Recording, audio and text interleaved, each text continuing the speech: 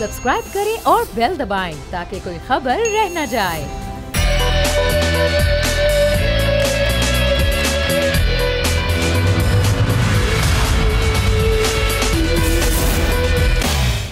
बिस्मिल्लाहिर्रहमानिर्रहीम, अस्सलामुअलैकुम। प्रोग्राम में मैं सुमैया रिजवान आपको खुश आमदीद कहती हूँ। नाज़रीन, आज भी मौज़ूआत होंगे, सियासी भी, मुआशी भी, तमाम तर सूरत हाल से मैं आपको आज अपने प्रोग्राम में आगाह करूँगी। लेकिन सबसे पहले आगाज़ करेंगे कोर्ट की खबर से, और कोर्ट की खबर में हम सबसे पहले बात करेंगे बोल के सीनियर एंकर पर्सन हैं, सदर हैं समी इब्राहिम, जिनकी बाजियाबी के हवाले से जो दरख्वास्त थी उस पर आज समाअत हुई। सबसे पहले इसका अहवाल जानेंगे हमारे नुमाइंदे हुसैन चौधरी से। हुसैन, मुझे आगाह कीजिएगा, बाजियाबी के हवाले से जो दरख्वास्त दायर की गई थी उस पर आज समाअत हुई, क्या अहवाल रहा? जी बिल्कुल, जो बोल के सदर हैं और सीनियर एंकर पर्सन हैं समी इब्राहिम साहब, उनको तकरीबन 5 से ज़्यादा दिन हो चुके हैं उनकी बाजियाबी की जो दरख्वास्त दायर हुए। और जुमेरात को चूँकि इस केस की पहली समाअत थी और उसमें नोटिस हुए थे पुलिस को, और जुमे को दूसरी समाअत हुई थी। और जुमे वाले दिन अदालत को बताया गया था कि जो समी इब्राहिम है उनका फ़िलहाल कोई जो है वो पता नहीं लगा। FIR जो है वो दर्ज हो गई है। उसके बाद अदालत ने SSP इन्वेस्टिगेशन और SP जो मुतलका एरिया के हैं SP सिटी, उन दोनों को नोटिस किया था आज के लिए और पेशरफ्त रिपोर्ट जमा कराने की हिदायत की थी। आज उस केस की तीसरी समाअत थी, लेकिन ये कह सकते हैं कि उसमें अभी तक कोई खातिर खा कामयाबी भी नहीं हुई है, ना ही उसमें कोई बड़ी पेशरफ्त हुई है, क्योंकि अभी तक समी इब्राहिम साहब का कोई भी मालूम नहीं हो सका कि वो कहाँ हैं, किसकी तहवील में हैं। और जहाँ तक CCTV फुटेजेस है उस हवाले से आज जब समाअत शुरू हुई तो इस्लामाबाद हाई कोर्ट के जो चीफ जस्टिस आमिर फारूक हैं उन्होंने आगाज़ में ही कहा कि जो CCTV फुटेज है क्या वो मिली है, नहीं मिली, उसमें क्या नज़र आ रहा है। पुलिस की जानिब से बताया गया कि जो CCTV फुटेज है, क्योंकि रात का वक्त था और तकरीबन 9 बजे के बाद का वक्त था, और जब गाड़ी की लाइट चल रही हो तो सामने से अगर फुटेज हो तो वो ज़ाहिर है उसके जो पिक्सल हैं वो साफ़ नज़र नहीं आते, और ये भी नहीं पता चलता कि गाड़ी में कितने लोग हैं और कौन कौन गाड़ी में बैठा हुआ है, चूँकि CCTV फुटेज जो है उससे बज़ाहिर नज़र नहीं आ रही। जहाँ तक उनके मोबाइल का ताल्लुक है, जो उनके वकील थे राजा आमिर अब्बास, उन्होंने कहा कि 3 मोबाइल थे उनके पास, और उनसे भी जो है वो पुलिस और जो इदारे हैं वो चेक कर सकते थे कि कहाँ की लोकेशन है, कहाँ गए हैं। तो उस पर पुलिस ने कहा कि हमारे पास तो सिर्फ एक मोबाइल का जो है वो डाटा मौजूद है, एक मोबाइल हमें पता है। तो ये भी एक हैरत अंगेज़ बात जो है वो कोर्ट में सामने आई, क्योंकि जो वकील थे उन्होंने कहा कि आपने खुद FIR में 3 मोबाइल लिखे हुए हैं, और FIR चूंकि पुलिस ने ही लिखी है तो खुद पुलिस अब कह रही है कि एक मोबाइल है, बाकी 2 मोबाइल जो है वो कहाँ गए। उस पर पुलिस की जानिब से बताया गया कि उसको वो चेक कर लेते हैं, और एक मोबाइल का ये बताया गया कि रात 11:01 पर उन्हें एक आखिरी कॉल आई है, बैरून मुल्क से कॉल थी, लेकिन उसके बाद कोई कॉल भी नहीं आई है। और जो आखिरी लोकेशन है समी इब्राहिम साहब की वो भी यही बताई गई है कि जो रावलपिंडी का एरिया है जुडिशल कॉलोनी, वहाँ की लोकेशन है, जिस पर चीफ जस्टिस ने पूछा कि ये कौन सा थाना लगता है, जिस पर अदालत को बताया गया पुलिस की जानिब से कि ये पुराना एयरपोर्ट जो है और जो चौकी है पुलिस की वो गुलजारे कायद जो है वो लगती है। ताहम आज भी कोई बड़ी पेशरफ्त नहीं हुई। तो हुसैन, ये बताइए, जिस तरह वकील ने बताया कि समी इब्राहिम साहब को ज़ाहिर कुछ बीमारियां हैं, बीमारियों का भी उनको सामना है, उस हवाले से क्या बताया गया, और फिर आज ये कुछ जो आप बता रहे हैं समाअत का अहवाल, अब नेक्स्ट समाअत कब होगी? जी बिल्कुल, जो राजा आमिर अब्बास है उनके वकील समी इब्राहिम साहब के, उन्होंने आगाज़ में ही बताया कि जो इंटरनेशनल मीडिया है वो काफ़ी उन्होंने ख़दशात का इजहार किया है, और चूँकि समी इब्राहिम जो है वो अमरीकी शरीयत भी वो रखते हैं, उनको काफ़ी बीमारियां भी जो है वो लाक हैं और स्टंट भी जो है वो डला हुआ है, तो उस हवाले से भी जो है वो जो इंटरनेशनल मीडिया है वो काफ़ी आवाज़ बुलंद कर रहा है। तो यहाँ पर तो कोई तफ्तीश ही नहीं हो रही। तो अब ये 2 दिन बाद यानी परसों दोबारा समाअत होगी, और IG इस्लामाबाद को कहा गया है कि वो भी इस मामले को देखें, और जो जियो फेंसिंग रिपोर्ट है वो 2 दिन बाद अदालत जियो फेंसिंग रिपोर्ट 2 दिन बाद दी जाए, IG खुद देखें इस मामले को, अदालत ने कहा है। बहुत शुक्रिया हुसैन चौधरी, आप की जो बाजियाबी के हवाले से जो केस की समाअत थी वो उस हवाले से बता रहे थे। आगे बढ़ते हैं और अपनी कोर्ट की खबर में ही हम बात कर रहे हैं। मुझे तैयब बलोच ज्वाइन करें, हमारे नुमाइंदे हैं, बहुत शुक्रिया, क्योंकि पंजाब में जो इलेक्शन से के हवाले से जो इलेक्शन कमीशन की नज़रसानी की दरख्वास्त थी, उस पर सुप्रीम कोर्ट में समाअत के दौरान जो चीफ जस्टिस ने रिमार्क्स दिए हैं और ये कहा है कि अदालत को अदलिया की आज़ादी का तहफ़्फ़ुज़ करना है। और हमें ज्वाइन करें माहिर क़ानून शुएब शाहीन साहब, आपका भी बहुत शुक्रिया। लेकिन तैयब से पहले अहवाल जानते हैं आज इस समाअत के हवाले से। तैयब, क्या कुछ रहा समाअत में और क्या रिमार्क्स दिए गए चीफ जस्टिस की जानिब से? जी, आज समाअत जो है वो बड़ी सरप्राइजिंग समाअत थी, यानी कि आप कह सकती हैं हैरान कुन समाअत थी। अगरचे समाअत जो है वो पंजाब इंतखाबात पर नरसानी से मुतल्लिक जुड़ी हुई थी, लेकिन चीफ जस्टिस उमरता बंदियाल ने जो रिमार्क्स दिए हैं वो जुडिशल कमीशन की तश्कील से मुतल्लिक थे। अब वजह क्या हुई कि वजह ये हुई कि जो ही नरसानी के ऊपर समाअत शुरू हुई और इलेक्शन कमीशन के वकील आए और इससे पहले कि वो नरसानी के से मुतल्लिक दलाइल का आगाज़ करते तो अटार्नी जनरल फॉर पाकिस्तान जो है वो रोस्टम पर आए और उन्होंने आज जो है वो ओवरऑल एक सरप्राइज़ दिया। और ये सरप्राइज़ जो है वो न सिर्फ जजेस के लिए था बल्कि पूरी कौम और आवाम के लिए भी एक सरप्राइज़ था कि अटार्नी जनरल फॉर पाकिस्तान ने जो है वो अदालत को बताया कि जो है वो नज़रसानी कानून जो है वो बन भी चुका, सदर मुमलिकत ने उस पर दस्तखत भी कर दिए हैं और जुमे से उसका इतलाक भी हो चुका है। तो इसी वजह से अब ये जो पंजाब इंतखाबात से मुतल्लिक नज़रसानी का मामला है, इसका पूरा स्कोप जो है वो तब्दील हो चुका है। तो इस पर जस्टिस मुनीब अख्तर ने जो है वो इलेक्शन कमीशन के वकील से मुतल्लिक कहा भी सही कि अब नज़रसानी कानून का सुन के इलेक्शन कमीशन के जो वकील हैं उनके चेहरे पर भी मुस्कुराहट आ गई है। लेकिन इसके साथ साथ अब चूंकि नज़रसानी का मामला जो है वो यकसर तब्दील भी हो चुका, जैसा आपने कहा भी सही कि अब ये जो नया कानून बन चुका है, इससे जो है वो न सिर्फ पंजाब के इंतखाबात का मामला जो है वो मुकम्मल उसमें नज़रसानी का मामला तब्दील हो जाएगा, बल्कि जो लोग नाअहल हो चुके हैं जहांगीर तरीन 184 के तहत या नवाज शरीफ, उनको भी जो है बहुत बड़ा रिव्यू जो है वो इसमें रिलीफ मिलने जा रहा है। लेकिन अब हम आते हैं समाअत पे, तो चीफ जस्टिस ने भी फिर इस मामले की समाअत करने के बजाय ये मामला जो है ये तो गैर मुअय्यना मुद्दत तक के लिए मुलतवी कर दिया। लेकिन चीफ जस्टिस ने अटार्नी जनरल को मुखातिब करके कहा कि मैं जो है एक चीज़ जो है वो आपको बताना चाहता हूँ, वो ये है कि जो आपने जुडिशल कमीशन की तश्कील की है वो तश्कील जो है वो सुप्रीम कोर्ट की अपनी रिवायात के बरखिलाफ है। और इसके साथ साथ चीफ जस्टिस ने कहा कि हमने जुडिशल कमीशन को कलअदम करार नहीं दिया, लेकिन हम ये चाहते हैं कि आइन और कानून के तकाजे जो हैं वो पूरे किए जाएं। हुकूमत ने जो है वो चीफ जस्टिस को बाईपास करके जो है जुडिशल कमीशन तश्कील दी और चीफ जस्टिस को आज ये कहना पड़ा कि एक्सीडेंटली, चीफ जस्टिस ने ये कहा कि एक्सीडेंटली आप समझ सकते हैं कि इस मुल्क में एक चीफ जस्टिस ऑफ पाकिस्तान है, दो नहीं है, लेकिन आपने जो है वो सीनियर तरीन जज को जो है वो इख्तियारात दे दिए और हमारी जो सुप्रीम कोर्ट की रिवायात हैं आपने उसकी पासदारी नहीं की। तो इसी वजह से चीफ जस्टिस ने कहा कि अदली आज़ादी पर हम समझौता नहीं करेंगे, आप तैयारी करके आएँ। और जुडिशल कमीशन की तश्कील से मुतल्लिक जो केस है वो बुध को समाअत के लिए मुकर्रर किया गया है, तो हम इस मामले को जो है वो बुध के रोज़ देखेंगे। उसके साथ साथ चीफ जस्टिस ने आज बड़े वाज़े अंदाज में कहा कि हम ये चाहते हैं कि सुप्रीम कोर्ट की जो रिवायात हैं उसकी सिर्फ हमने ही पासदारी नहीं करनी बल्कि सुप्रीम के हुकूमत को भी चाहिए कि वो इसकी पासदारी करे, क्योंकि जो जुडिशल कमीशन है आपके इल्म में होगा कि जुडिशल कमीशन की पूरी तश्कील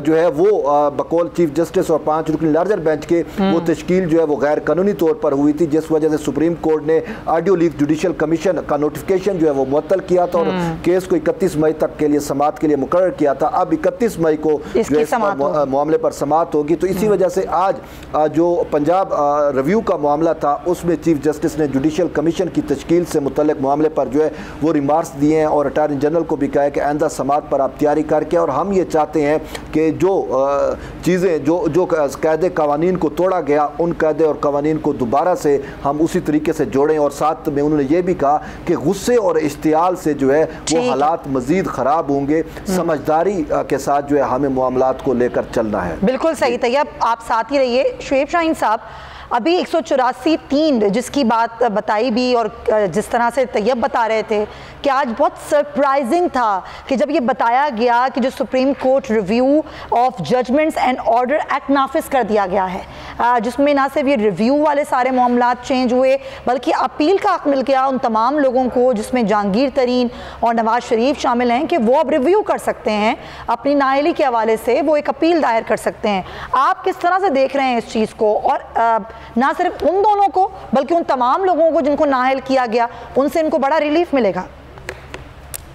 देखिए, पहली बात तो यह है कि पर्सन स्पेसिफिक लॉ तो वैसे ही प्रैक्टिकेबल नहीं होता और अनकॉन्स्टिट्यूशनल डिक्लेयर हो चुका है सुप्रीम कोर्ट ऑफ पाकिस्तान से कई केसेस में। तो ये पर्सन स्पेसिफिक मज़ाहर लगता है कि ये जल्दबाजी में सिर्फ अपने लोगों को मफादात देने के लिए और किसी एक ख़ास मकसद और नीयत के तहत इन्होंने ये लॉ बनाया है। ऑल्दो एक जो पहले लॉ बना था प्रैक्टिस एंड प्रोसीजर एक्ट, जो कि बिल था फिर एक्ट बन गया, उसका भी तकरीबन रिव्यू से ही रिलेटेड या 184(3) से रिलेटेड इश्यूज थे।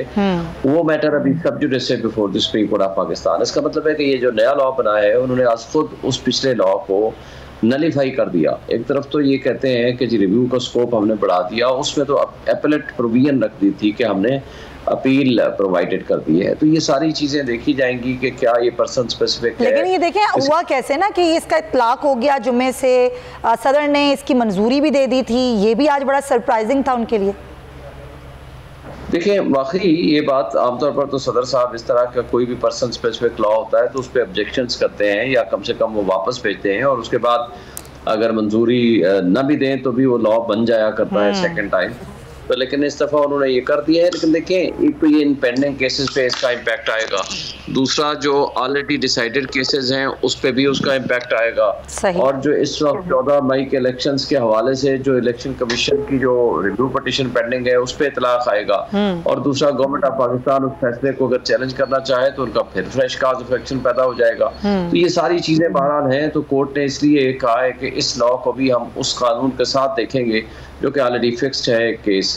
और मेरा ख्याल है कि बहरहाल जुडिशल कमीशन वाले केस के हवाले से भी बात हुई, तो ये सारी चीज़ें अब एक दफ़ा ही डिसाइड होंगी वंस फॉर ऑल। ज़ाहिर है कोर्ट एक आर्डर करती है, अगले दिन वो पार्लियामान उसको नलीफाई करने के लिए दूसरा किस्म का आर्डर पास कर देती है या दूसरा एक्ट बना देती है। तो मैं समझता हूँ कि ये सारी चीज़ें अंडर डिस्कशन आएंगी, देखी जाएंगी क्या ऑनरेबल कोर्ट क्या उस पर फिर फर्दर डिसीजन देती है।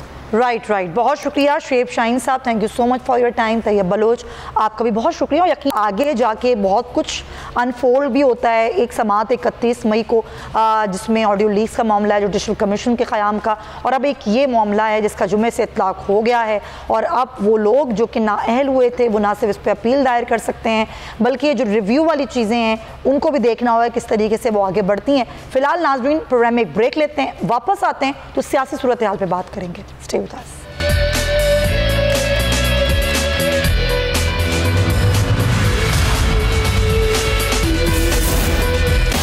Welcome back to the show नाजरीन, और एक और जाविया में हम आज बात करेंगे कि इमरान खान का इक़्तिदार ख़त्म हुए अब एक साल से ज़ायद का अरसा बीत चुका है।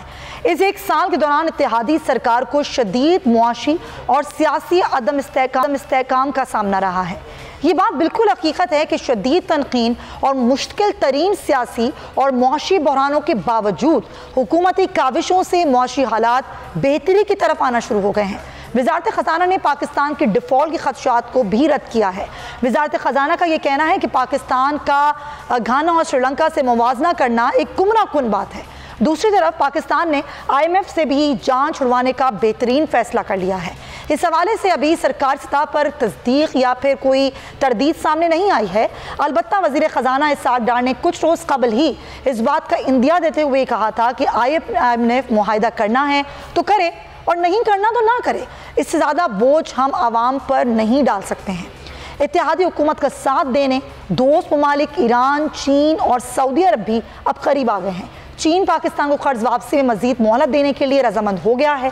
पाकिस्तान को चीन से $2.3 अरब का मजीद कर्ज मिलने का इम्कान है, जबकि सैलाब के बाद बहाली के लिए पाकिस्तान को कुछ ममालिक से $400 मिलियन तक की इमदाद मिलने का भी इम्कान है।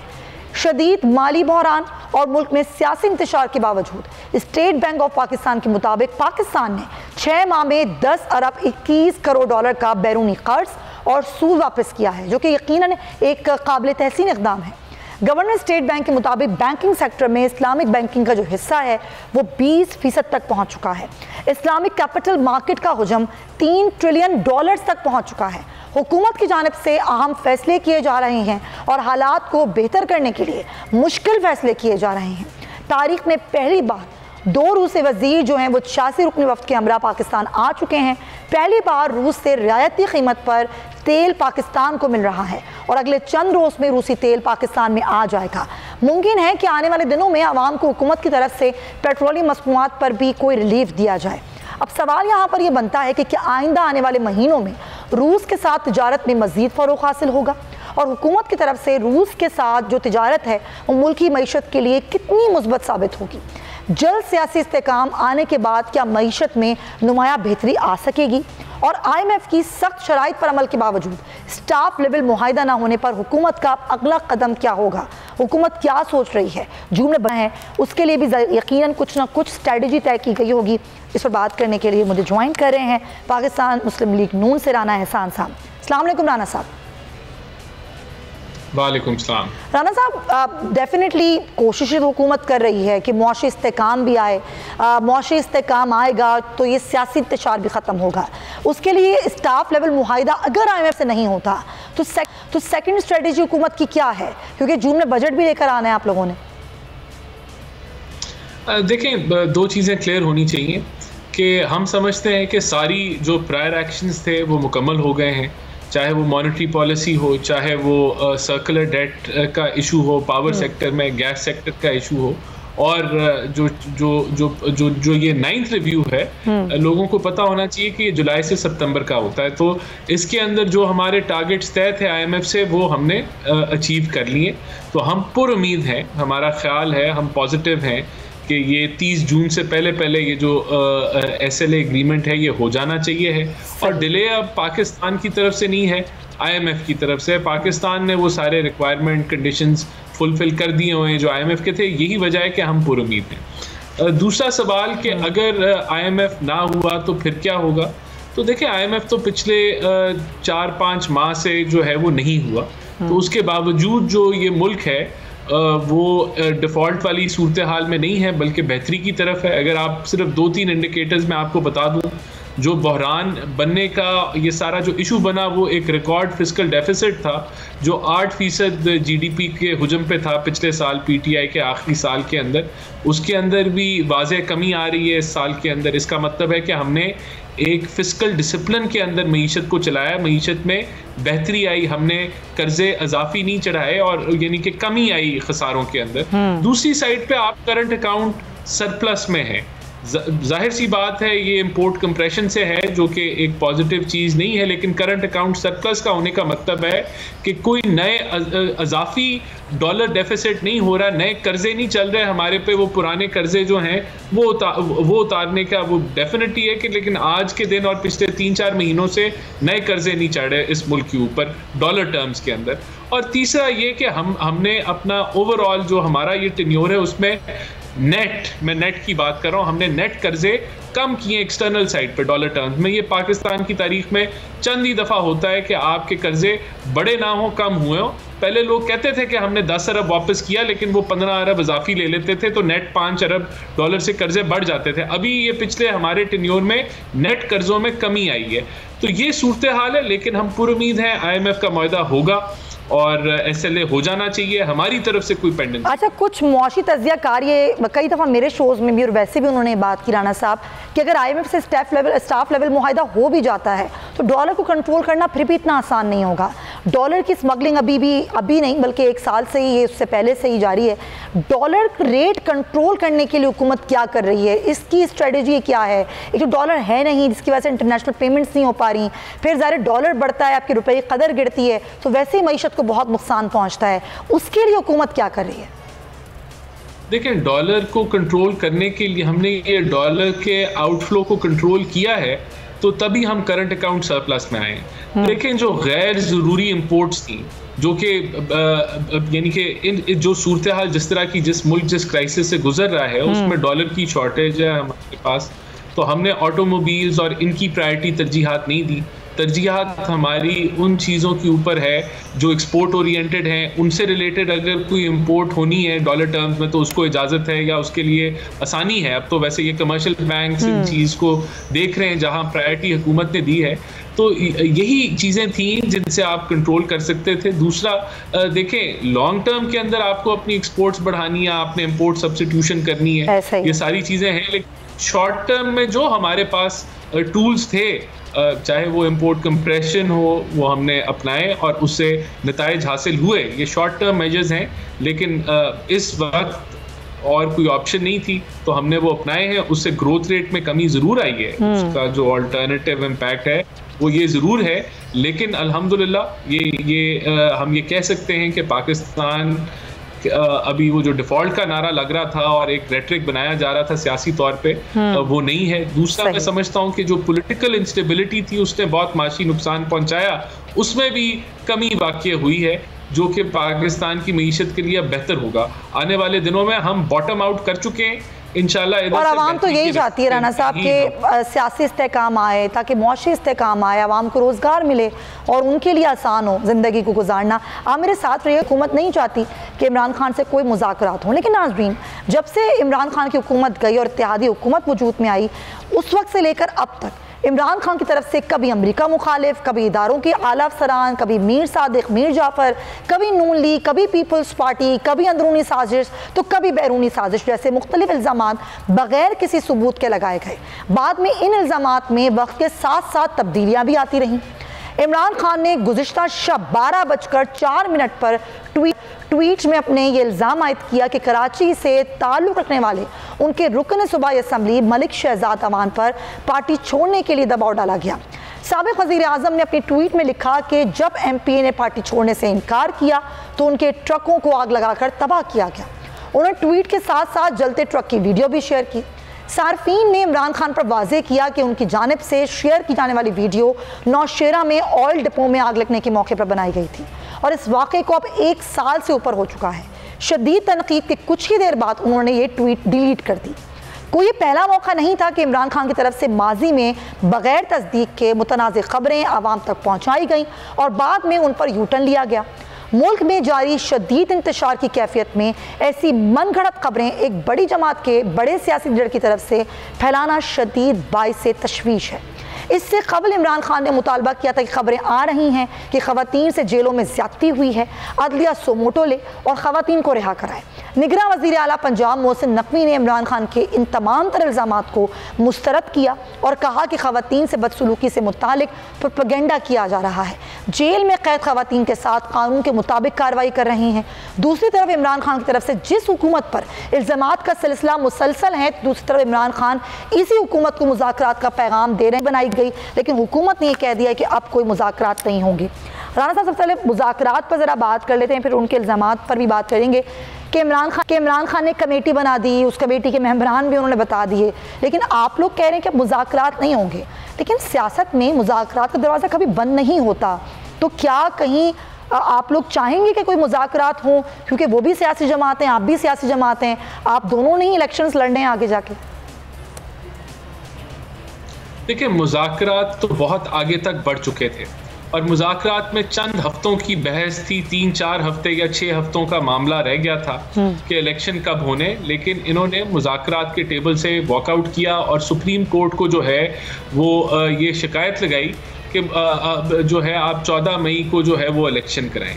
वो मुज़ाकराती टेबल जो है उसके अंदर एग्रीमेंट थी, सब नुकात पे एग्रीमेंट थी कि इलेक्शन एक दिन पे होने चाहिए हैं, इलेक्शन एक साथ होने चाहिए हैं, ये और यानी कि मेजॉरिटी इश्यूज क्लियर हो चुके थे। लेकिन इमरान खान ने दर हकीकत मैंडेट ही नहीं दिया था उस टीम को कि वो कोई फैसला कर पाती, वरना ये आगे मामला नहीं बढ़ने थे। दूसरा, अब देखें, ये इशू ये है कि अगर एक लीडर जो है जो झूठ की बुनियाद के ऊपर अपनी सियासत को कर रहा है कि यह आलमी साजिश थी, उस पर माफ़ी भी ना मांगे, फिर जो 9 मई का वाक़या है, आज भी इमरान खान जो है मैं समझता हूँ बजाय कि वो तस्लीम करते कि ये उनसे गलती हुई है, उन्होंने जहन साजी की और उसका नतीजा खौफनाक निकला, वो आज भी इल्ज़ामात किसी और को दे रहे हैं और कह रहे हैं ये कंस्पिरेसी है, इसके अंदर हम हुकूमत इन्वॉल्व है या एजेंसियाँ इन्वॉल्व हैं, तो एक आदमी जो आज भी प्रोपोगेंडा कर रहा है, आपने ट्वीट का जिक्र किया, आज भी एक झूठा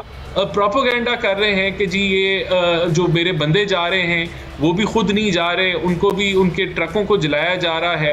इसी तरह ख़वातीन के ऊपर एक जाली प्रोपोगेंडा किया जा रहा है कि पता नहीं रेप हो रहे हैं, क्या हो रहा है, ये झूठा। लेकिन राना साहब एक चीज़ सरप्राइजिंग है, सॉरी टू कट यू, कि देखें जेलों में, ख़वातीन की जेलों में तो हज़ारों ख़वातीन हैं जो कैद हैं और वहाँ पर वो कैद हैं और वहाँ पर वो रहती हैं। कभी इस तरह की बात सामने नहीं आई कि ख़वातीन के साथ जेलों में बदसलूकी की गई हो। ये बात अब क्यों की जा रही है, क्यों ये प्रोपेगेंडा किया जा रहा है? ये बदकिस्मती, यही प्रोपोगेंडा इमरान खान ने उसको, उस प्रोपोगेंडे ने वहाँ पहुँचा दिया जहाँ वो सोच भी नहीं सकता था, और अभी भी वो उस प्रोपोगेंडा से बाज नहीं आ रहे।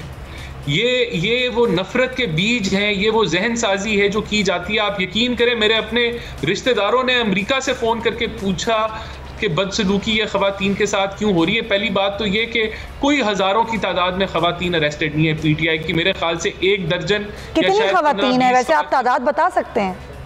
मेरे ख्याल से 15-20 ख़वातीन से भी ज़्यादा नहीं है। अच्छा, यानी और ये आप कह रहे हैं कि सब जुडिशल रिमांड पर हैं राना साहब? अच्छा, राना साहब से रब्ता, वो कह रहे हैं कि प्रोपेगेंडा है, इसके सिवा कुछ नहीं है। ज़ाहिर है जब आप कोई मैसेज इस तरह का यहाँ से देते हैं तो ये पूरी दुनिया को जाता है और बदनामी होती है हमारी भी ये जिम्मेदारी है बहैसियत मीडिया कि हम भी सही खबर पहुँचाएँ, किसी प्रोपेगेंडे का हिस्सा ना बने। और बोर्ड ने तो खैर हमेशा ही नाज़रीन ये कोशिश की है कि जो सच पर मबनी खबरें हों, जो सच पर मबनी चीज़ें हों, हक़ाइक़ पर मबनी, वो आपको दी जाएँ। मैं आगे बढ़ती हूँ। राना साहब का बहुत शुक्रिया कि उन्होंने वक्त निकाला। अब ज़रा हम कुछ बात करेंगे यौम तकबीर पाकिस्तान पर। तो पाकिस्तान को एटमी क़ुव्वत बने नाजरीन 25 साल मुकम्मल हो गए अल्हम्दुलिल्लाह। ये वो यादगार दिन है जब भारत के एटमी धमाकों के जवाब में पाकिस्तान ने पहली बार 5 कामयाब एटमी धमाके किए। ये वो दिन है जब इस्लामी जमहूरिया पाकिस्तान दुनिया की 7वीं और इस्लामी दुनिया की पहली एटमी ताकत बनकर उभरा, जब भारत के अज़ाइम और गुरूर खाक में मिला दिया गया। ये वही यादगार दिन है जब एटमी धमाकों ने दुश्मन के दांत खट्टे किए, जब चागी के पहाड़ों पर अल्लाह अकबर के बुलंदो बाला नारे पूरी दुनिया में सुने गए। इसी तारीख़ी दिन धमाकों से मुल्क की सरहदें महफूज हुई, पहली बार पाक फ़ौज एटमी हथियारों से मुसल्लह हुई। ये वो अजीम दिन है जब अक़वाम आलम की फ़हरिस्त में पाकिस्तान की अहमियत और वक़ार में नुमाया इजाफा हुआ। इसी पर हम बात करेंगे। हमें ज्वाइन करें ब्रिगेडियर अहमद सईद साहब। बहुत शुक्रिया अहमद साहब आपके वक्त का। आप क्या कहेंगे? हमने तो हमेशा ही दुश्मन के दांत खट्टे किए हैं, लेकिन ये आज के दिन तो हमारी प्राइड है। ये 25 साल मुकम्मल हुए हैं यौम तकबीर को, तो अब ये पूरे मुल्क में ही बनाया गया और मनाया जाता है हर साल ही, और बड़ा फ़ख्र महसूस करते हैं हम इस चीज़ पर कि हम एक एटमी क़ुव्वत है, हमारा मुल्क एक एटमी क़ुव्वत है। आप क्या कहेंगे मसा?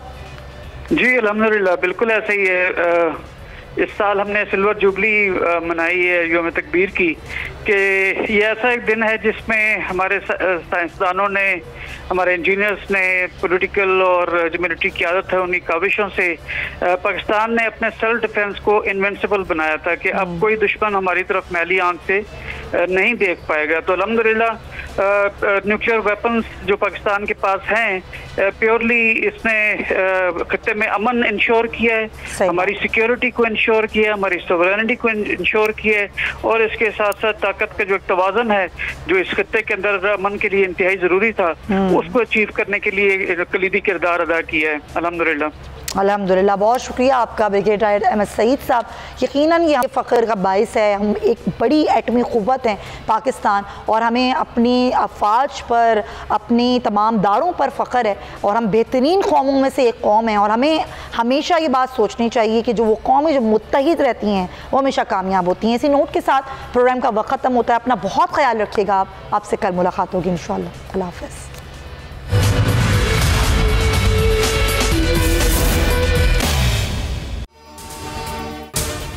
अगर आपको ये वीडियो पसंद आई है तो सब्सक्राइब करें और बेल आइकन पर क्लिक करें।